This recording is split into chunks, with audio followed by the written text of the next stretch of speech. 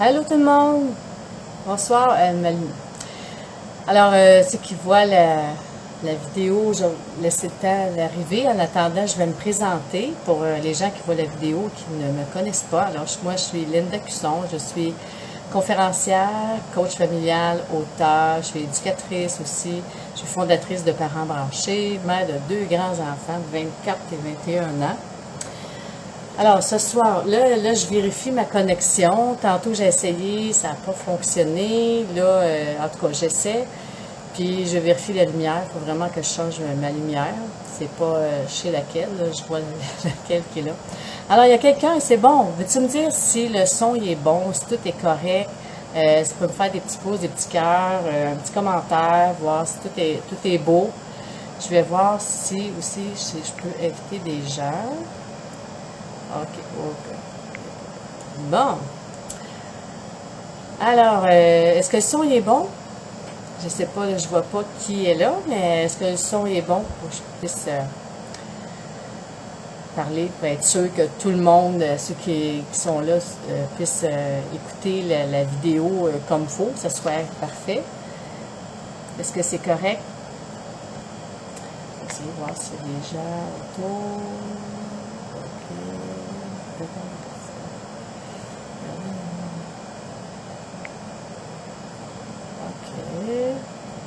Bon. Alors, OK. Les habiletés sociales. Ah, c'est bon. Ah, bonjour Jenny. Wow! Hey, de la belle visite à soir. Je suis contente. OK. Oui, les habiletés sociales, ça s'apprend. Et oui, ça s'apprend. C'est quelque chose qui demande, c'est exigeant.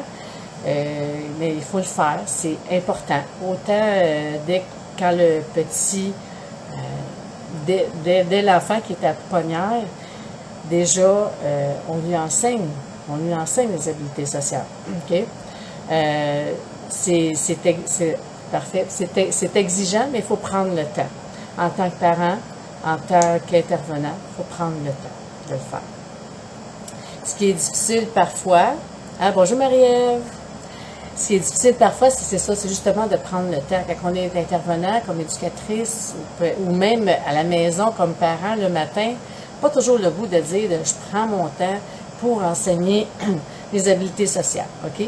Mais vaut mieux prendre le temps de le faire, de lui enseigner, pour que lui enseigner qu'il l'apprenne rapidement, que d'éviter ça, puis de passer des journées plus grises, plus négatives, dans des émotions moins intéressantes. Mais si on lui enseigne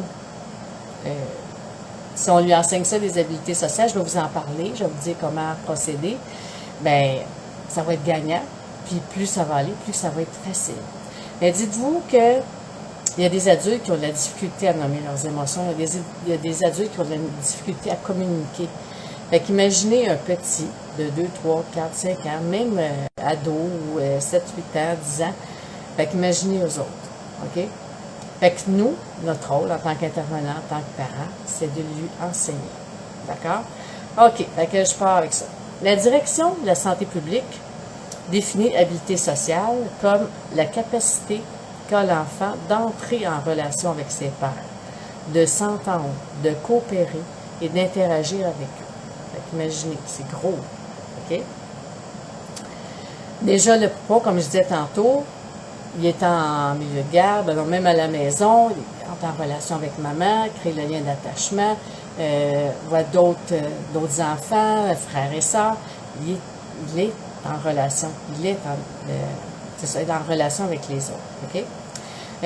Quand il rencontre papa, maman, mamie, papy, frères et sœurs, amis, hein, quand il fait des babayes, il fait un sourire, hein, mais ça c'est entrer en relation.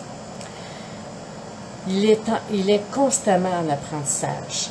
Dans le milieu de garde, c'est, selon l'âge, hein, à pouponnière, il est avec 9 autres enfants, ils sont 10.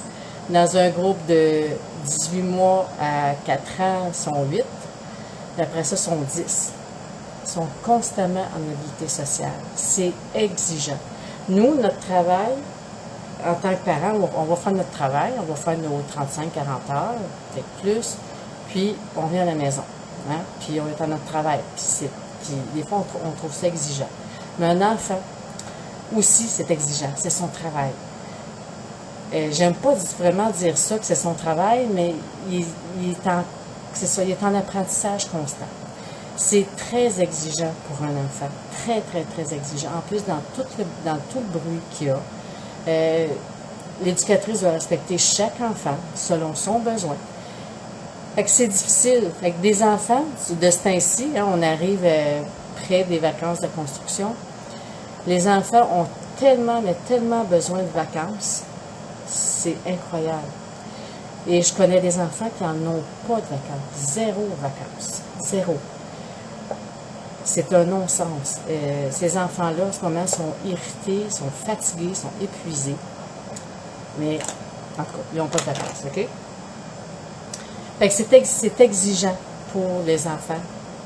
Ils sont toujours en apprentissage, tout le temps, à journée longue. Alors, mes habiletés sociales. Hey, salut Virginie! Aïe, aïe! Ouais, de la belle visite à soir. Caroline, je suis gâtée. Franchement, Jenny Lee, Marielle, Virginie, c'est excellent. Ça, l'habileté sociale, l'enfant, il apprend à écouter, communiquer, respecter les émotions et les opinions des amis, collaborer lors des tâches, partager un jouet, attendre son tour pour un jeu ou attendre son tour de parole, et tout le temps résoudre un conflit entre deux amis, entre frères et sœurs, parents et enfants.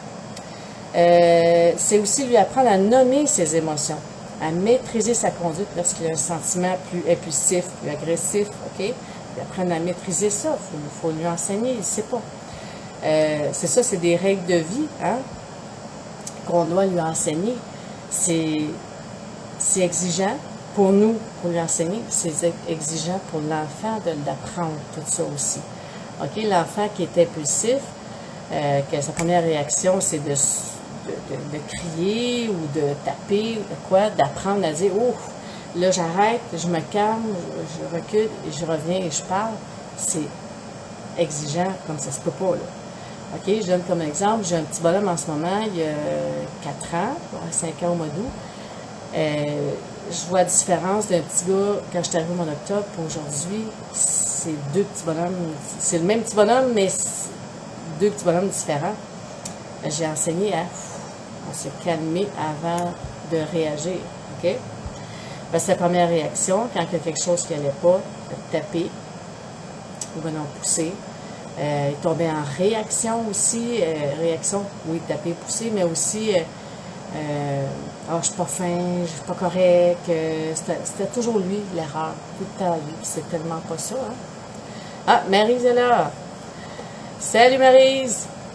Alors, c'est ça, c'est de lui apprendre ces choses-là, à gérer son émotion, OK?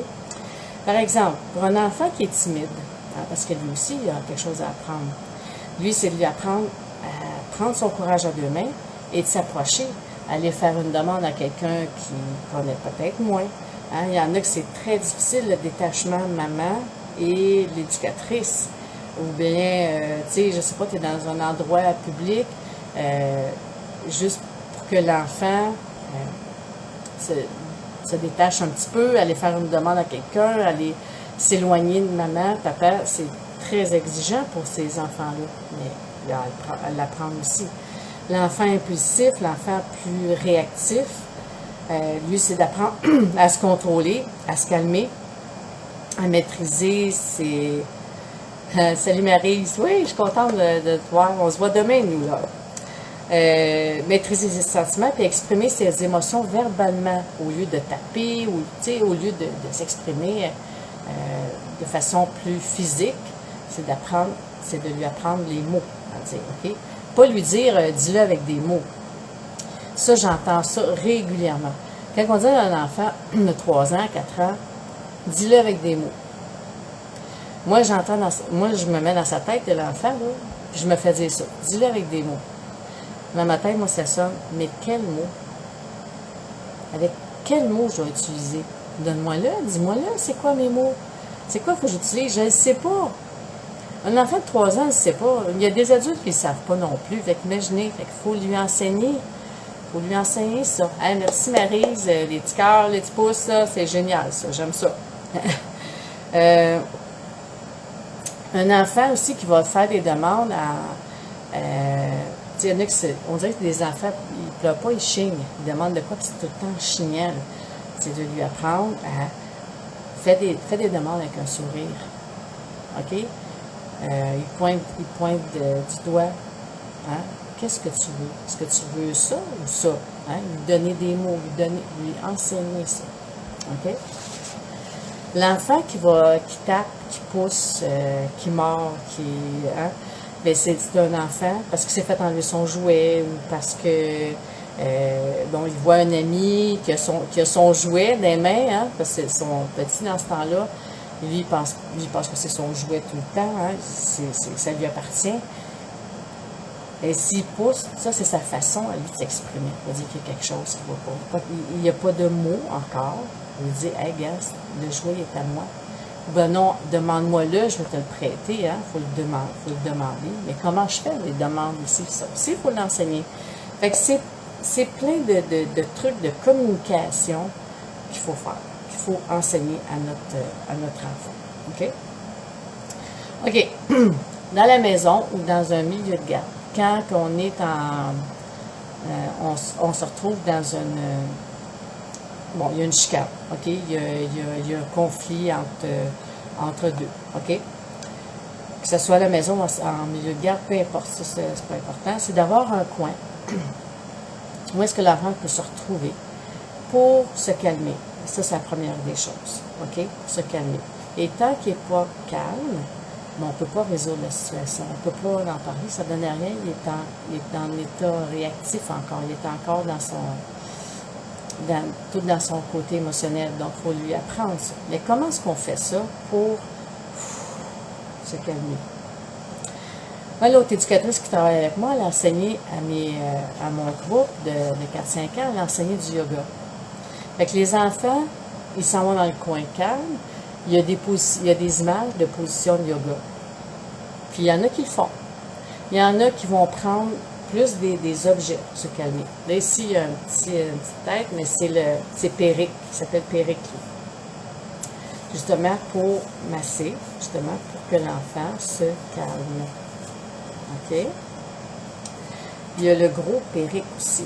Le gros Péric, ça c'est la compagnie Peluche et compagnie qui fait les animaux lourds. Hein? Vous avez déjà peut-être vu le crocodile, là, c'est dans le même genre, c'est des 4,5 kilos. Ça aide aussi à se calmer. Ça peut être quelque chose qui est dans le coin calme. OK? C'est Péric. Il est quand même assez... C'est ça. Il est lourd, il est gros, puis moi, je l'aime bien, en tout cas. Et il y a la trousse du retour au calme. La trousse du retour au calme. Ça vient de les belles combines. OK? Je vais vous montrer. On le voit-tu, là, non? Oui, c'est ça, les belles combines. On le voit ici. Les belles combines. Ça, vous pouvez le retrouver sur le site des Belles Combines ou si vous passez par mon site www.parentsbranches.com dans ma boutique, vous allez le retrouver. Vous pouvez commander par là. Ça vous mène sur le site des Belles Combines et vous avez un rabais quand vous commandez par mois, quand vous passez par là. Dans la boîte, que vous pouvez nourrir, OK? Il y a des petites choses dedans, je vais vous parler, que vous pouvez vous servir. La balle, hein? La balle anti-stress. Si l'enfant est porté à lancer, c'est sûr, ça brise rien. Hein? Excellent, Marie, c'est bon, j'aime ça. Il y a un petit sablier. Ça, le sablier, c'est 2 minutes. Bon, le 2 minutes, il y en a que, au bout de 2 minutes, ils vont être calmes, il y en a d'autres que non. Ça, c'est, je vous laisse à votre discrétion, mais c'est sûr qu'avant de parler, avant de trouver des solutions, avant d'être de discuter des méthodes de communication, on va commencer par se calmer. 2 minutes, c'est peut-être un petit peu court, mais ça dépend des enfants. OK? Qu'est-ce que j'aime, c'est le bon de colère. Ça, je l'aime beaucoup parce que le bon de colère, on prend le papier, on le déchire, on On fait des boules avec et on peut le lancer. C'est ça la beauté de ces papiers-là. Fait que dans la boîte, il y a une petite tablette, mais il y en a dans les papiers, tout le monde a ça. Il y a aussi les émotions. Les émotions, ça, c'est ce qui est super important de savoir, OK? Bon.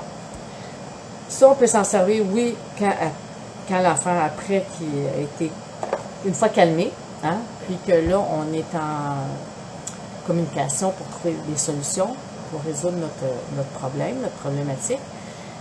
On va en parler des émotions, OK? Je vais vous donner l'exemple après. Mais là, peu importe dans le courant de la journée, OK? Bon, moi, ce matin, je me lève, je suis triste, je ne sais pas pourquoi, j'ai mal dormi. Moi, aujourd'hui, je suis heureux parce que, hey, on va aller faire de l'éducation physique, on va aller jouer au soccer, ça va être le fun. De nommer l'émotion, OK? Ça, c'est important. Fait que si on dit, je suis heureux, je suis triste pour telle raison, là, je suis confiant de réussir mon examen, je suis confiant de réussir, de parler en avant devant la classe. Ça venait, ça. Je suis triste, je suis excitée. Hein, je suis excitée de participer au concours. Je suis jaloux. Hein? Ça, il y a des émotions comme jaloux, excité, c'est des enfants peut-être un petit peu plus vieux. Les tout petits, 0-6 ans, on va prendre plus les heureux, tristes, peur, fâchés, qui sont plus... Bonjour Julie! À cet âge-là, ils comprennent mieux, découragés. Hein? Ça encore là, c'est un petit peu plus vieux. Fait que les émotions, c'est important de le dire. Puis même nous, moi aujourd'hui, là, je suis de bonne humeur. C'est de nommer, puis en même temps, tu montres l'émotion. Tu le pointes avec ton doigt. L'enfant l'apprend et toi aussi, tu l'apprends. Tu lui enseignes ça. OK? Fait que c'est tellement, c'est génial, fait que ça prend ça. Ensuite, dans la boîte de la trousse, il y a des petites, je dirais des conséquences responsabilisantes, OK? Là, il y a différentes, il y en a quelques, je vais vous en nommer quelques-uns. Pendant 3 matins, je m'engage à accueillir la personne que j'ai blessée en la saluant et en lui souriant. Ah, c'est une bonne... essuyer ou ramasser mes dégâts et ramasser les objets que j'ai laissés traîner. Hein, ça m'est une belle conséquence responsabilisante. Écrire ou dire comment je me sentirais à la place de la personne que j'ai blessée. Donner la priorité pendant toute une journée à la personne que j'ai blessée. Fait qu'il y a plein, j'en ai quand même peut-être à peu près 10 peut-être, des conséquences responsabilisantes qui peuvent... qui est un bon guide. Hein, ça peut être un bon guide pour vous quand vous créez votre tableau des règles et conséquences responsabilisantes. Ça peut être en tout cas, il y a des bonnes idées, des très bonnes suggestions là-dedans. Fait que ça, c'est dans ma trousse de retour au calme. OK? Puis là, vous pouvez, de la boîte, il y a de la place en masse pour rajouter un foulard, pour rajouter une petite doudou, toutes des choses douceurs pour amener l'enfant à se calmer. OK? Puis, ouais, ça, c'est encore là, il faut prendre le temps d'enseigner. C'est ça qui est le... Hein? Même si, comme je disais tantôt, le matin, on est pressé, il vaut mieux prendre le temps de l'enseigner que de « Hey, let's go, OK, on part, là », puis là, on est pressé. Puis pas lui enseigner partout parce que ça va s'étirer.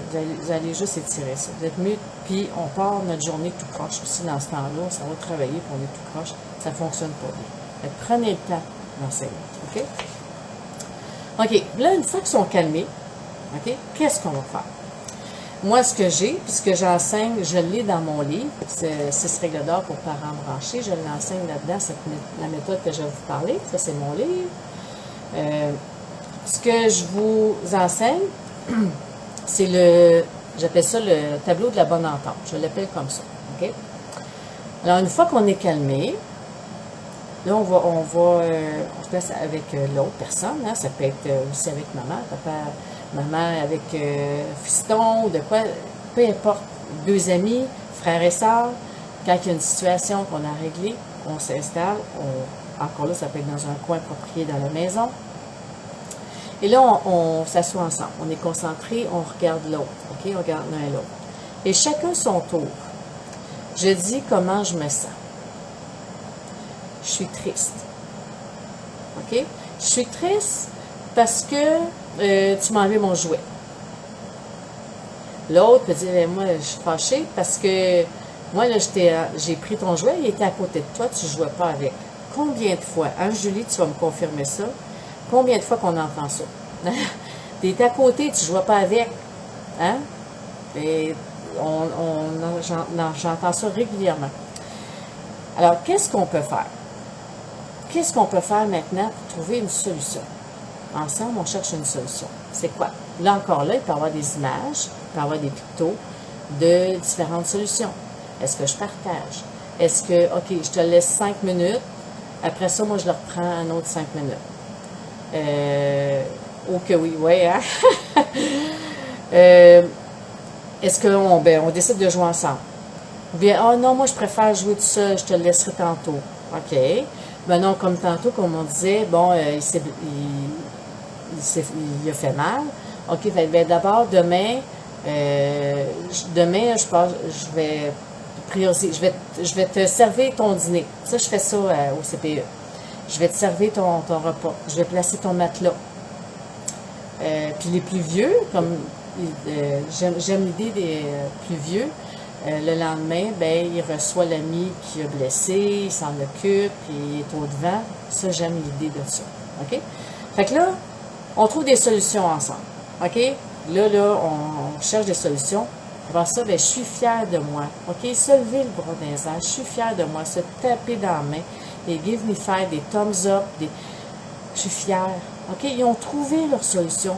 Puis si vous saviez que quand on prend le temps de le faire, les premiers temps, c'est ardu. OK? Quand je suis arrivée dans le groupe que je suis présentement, avec les 4-5 ans, au mois d'octobre, j'en ai 10. OK?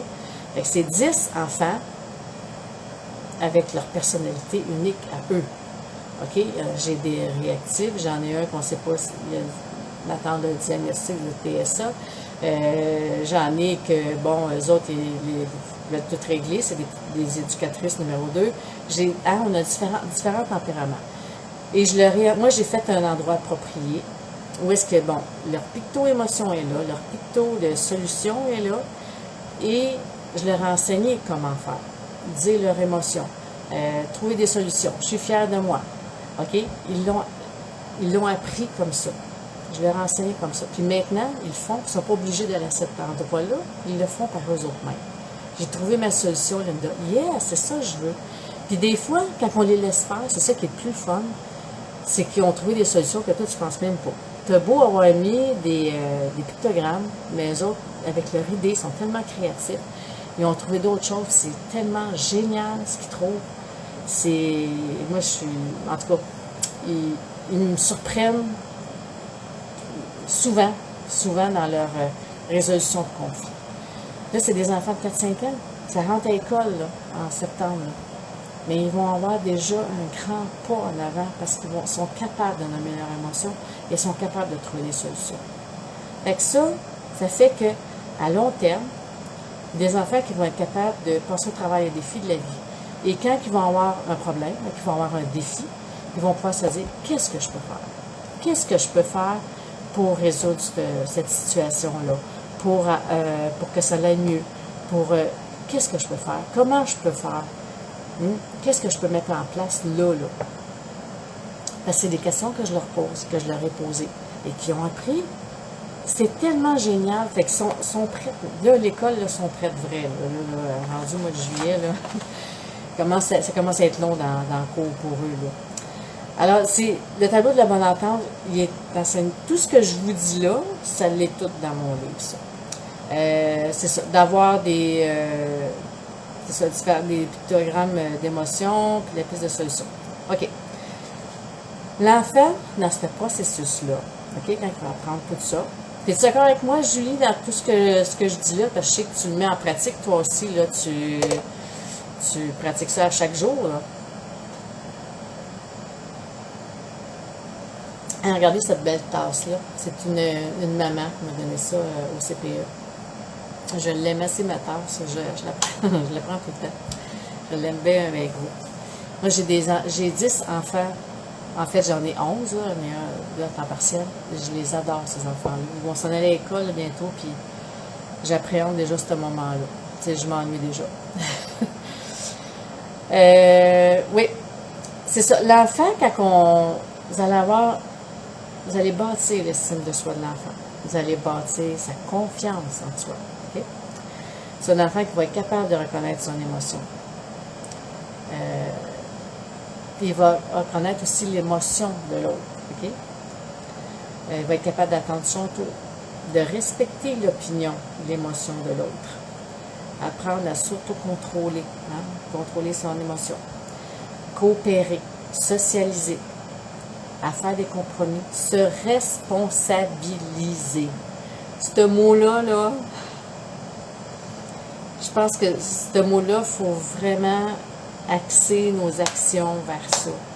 Responsabiliser l'enfant. C'est lui qui va trouver aux enfants leur façon de reconnaître et solutionner exactement, Julie. C'est exactement ça. En leur posant des questions ouvertes. Qu'est-ce que tu peux faire? Comment on peut faire ça ensemble? Comment, dans peu importe le défi, un jeu, un bricolage, peu importe. Comment on peut faire ça? Comment... Puis ils se posent des questions, ils trouvent leur solution, puis ils l'apprennent, c'est tellement un gros plus.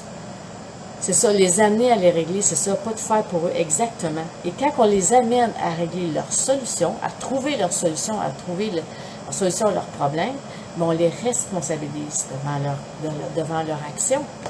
Et si on fait un geste négatif, bien, c'est de les responsabiliser. OK, j'ai échappé du lait. Parfait, regarde, prends la guinée ici, puis suis-le. C'est de responsabiliser son enfant. Ça, là, c'est tellement, mais tellement important. Je pourrais vous donner un paquet d'exemples, mais là, j'ose pas. Je suis trop un petit peu en conflit d'intérêts. Puis je veux pas mettre personne dans la chenoute, mais c'est tellement ça. Responsabiliser l'enfant. OK? Puis nous aussi, là, il faut se responsabiliser en tant que parent. Et ça fait partie, en tant que parent et intervenant, ça fait partie de notre rôle d'enseigner à l'enfant. L'enfant, il ne sait pas, là. Il naît, là. C'est rien, là. Hein? C'est un petit être innocent, un petit être. Il faut tout lui enseigner.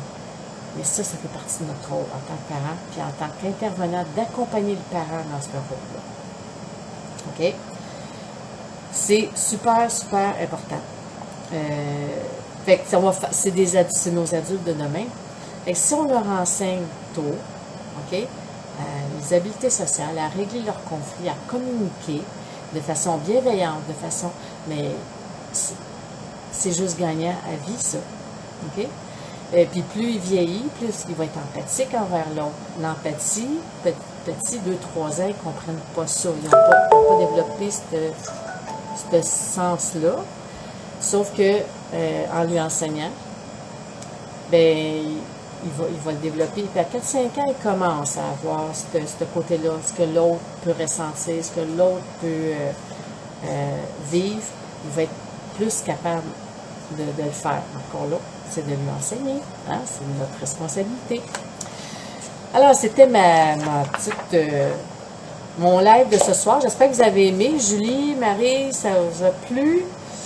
Hein? Merci. Hein? Merci d'être là. J'aime ça, Julie. J'aime ça avoir de l'interaction avec vous autres.